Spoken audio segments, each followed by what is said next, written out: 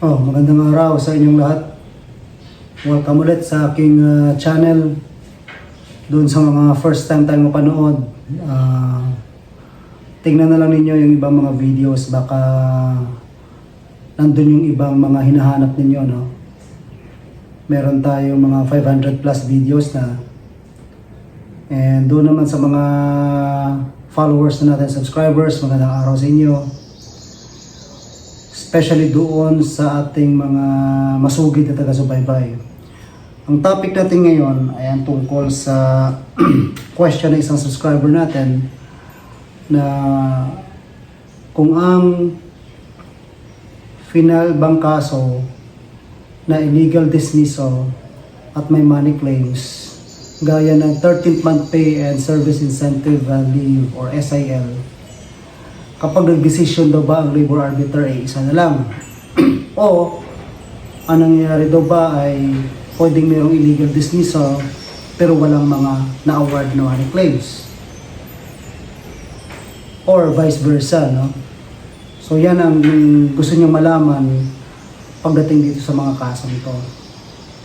Anyway, shout out muna natin ang ating mga masugid na taga-subaybay, no? Sa ating FB page na ETTY Elvin, tsaka yung ating channel.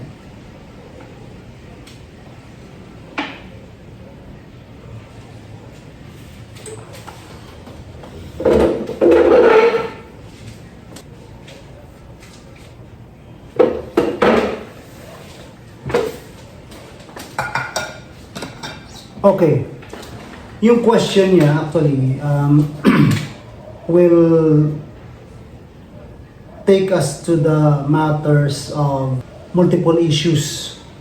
Sa isang kaso kasi, minsan maraming issues yan, no? Hindi lang naman isa.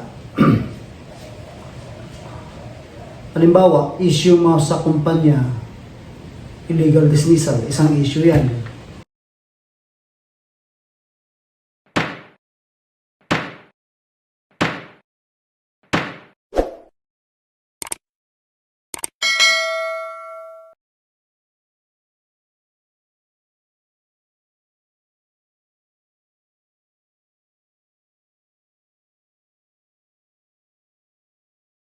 Hindi ka nabayaran ng overtime, isang issue yan. Hindi ka nabayaran ng regular holiday pay, another issue yan, no? Hindi ka nabayaran ng service incentive leave, conversion mo, another issue. So napakaraming issues. Sa NLRC rules natin, inilagay dyan na lahat ng issue na yan, kung magpa-file ka ng demanda, pagsamasamahin mo na. Kasi hindi ka pwedeng mag-split ng causes of action. Kasi yung mga issue na yan, causes of action yan. Ibig sabihin ng causes of action, ano ang dahilan ng demanda mo? Ang dahilan ng demanda mo, illegal dismissal, 13th month pay, SIL. Kung grupo mo man sila, illegal dismissal, tsaka money claims. Mga issue sila na kailangan mong pagsamasamahin. Kasi pag hindi mo po pinagsama-sama, pwede kang maka-accuse, no, ng splitting of causes of action. So, ma-dismiss ang isa sa mga kaso na pinafile mo doon. Pinagbabawal yan kasi papagurin mo yung napakaraming korte para sa bawat issue mo na pwede namang i-resolve na lang ng iisang arbitration, diba? Ng isang arbiter natin na pwedeng i-resolve naman ng isang judge na lang. So kaya kapag final mo ng lahatan yan, i-address ng labor court yung bawat issue. Ang pag-address nila sa bawat issue ay depende sa evidence. Depende sa kung ano ang rule applicable. So, kung mahina ang evidence sa isang issue, malamang talo yung party doon na hindi nakapag-produce ng evidence.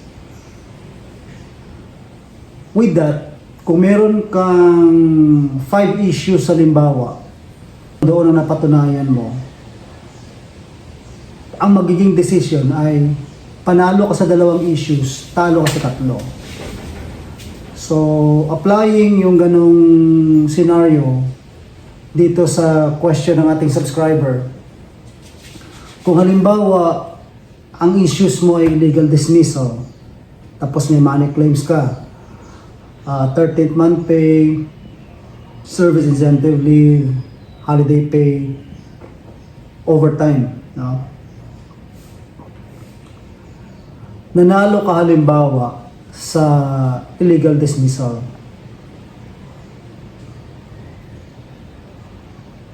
napatunayan din na hindi ka nabayaran ng 13th month mo, wala may pakitang proof of payment si employer, so panalo ka din dyan. Pagdating naman sa SIL halimbawa, nagpakita ng proof si employer na nagamit mo naman yung 5 lahat, so wala nang dapat i-convert sa'yo, so talo ka doon. Sa holiday pay naman, pinag-uusapan natin yung special day pay mo, napatunayan na hindi ka talaga naman pumasok, so wala kang DTR ng mga special days na yun, wala ka ring authorization na mag-render ka ng work during those days. Ganun din sa overtime, wala kang proof. So in short, nanalo ka lang sa illegal dismissal tsaka sa 13th month pay, pero talo ka sa holiday pay, sa SIL, tsaka sa overtime. So out of the 5 issues, 2 lang na panalunan mo. Kaya mangyayari dyan, pag nag-decision sa labor arbiter, ang finding niyan, there is illegal dismissal. And complainant is entitled to his 13th month pay. Ang gagawin yan, all the other claims are dismissed for lack of merit. So ang ibig sabihin yung 3 yon. So in short, sa isang decision na yan, napanalunan mo yung 2, natalo ka dun sa 3 issues. Pagsama-samahin lahat yan. Ngayon kasi, kung paghiwalay mo sa pag-file mo yan, nalaman ng kalaban mo, ipapadismiss. Pwedeng i-dismiss yung ibang case mo kasi splitting of causes of action. So halimbawa, kung nahiwalay mo yung 13th month pay, instead na panalo ka doon, madidismiss yun kasi na-split ang cause of action mo, no? Nagkaka-forum shopping. Okay? So, kung meron kang clarification or question, let me know. Drop me a comment. And kung ito nakatulong sa inyo, then share nyo lang yung mga videos natin sa mga kakilala ninyo. And of course, thank you very much for watching, and I hope to see you in my next videos. God bless.